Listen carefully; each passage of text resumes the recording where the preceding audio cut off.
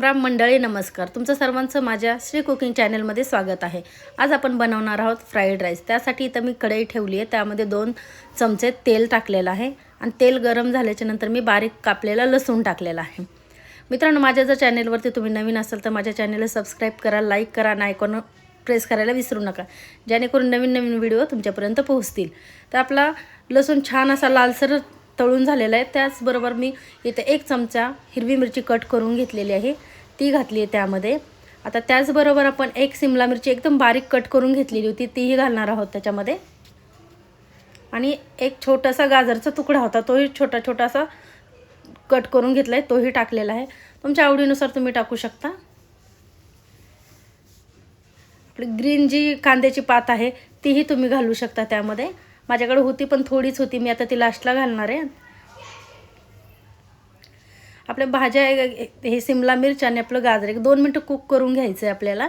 आणि त्याच्यामध्ये आपल्याला भात टाकायचा आहे. भात म्हणजे कुठला घ्याल तुम्ही, कोलमचा राईस घ्या.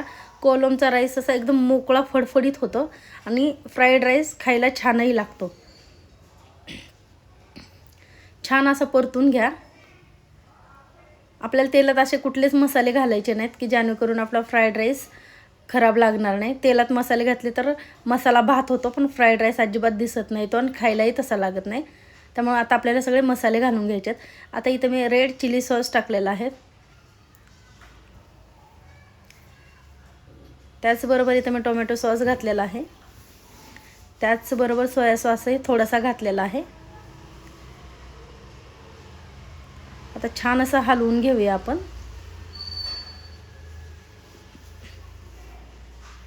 आता मी थोडीशी रेड चिली पावडर टाकलेली आहे कलरसाठी वगैरे.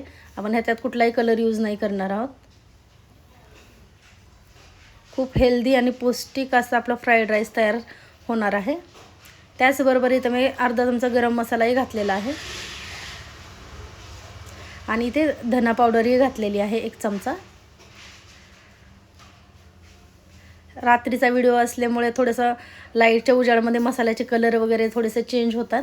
कारण काय होतं, दिवसभर जॉबला जाते मी आणि संध्याकाळी आल्याच्या नंतर हे मी व्हिडिओ बनवायला घेत असते. खूप मेहनत लागते व्हिडिओ बनवायला, तर नक्कीच लाईक करा. आणि मी माझ्या चॅनलवरती नवीन गाजराची खीर ट्राय केलेली आहे, तीही तुम्ही जाऊन बघू शकता. खूप टेस्टी आहे खायला, नक्की ट्राय करा. आता मी याच्यामध्ये घातली कांद्याची पात चिरून. खूप छान लागते फ्राईड राईसमध्ये कांद्याची पात.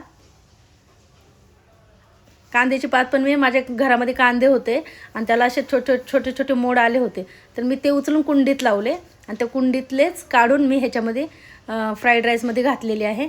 आता आवडीनुसार मीठ टाकून घ्या आणि छान असं परतून घ्या.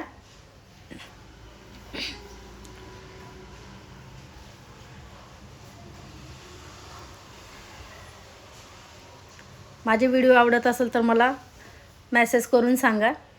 काही असू द्या तुमच्या कमेंट, आवडले तरी सांगा, नाही आवडले तरीही सांगा, चालणार आहे. मला राग कुठल्याच गोष्टीचा येणार नाही. बघा, आपला फ्राईड राईस बनून तयार आहे. या मग मंडळी खायला. कसा वाटला तुम्हाला माझा फ्राईड राईस? जर तुम्हाला आवडला तर तुमच्या मित्रांनाही शेअर करा.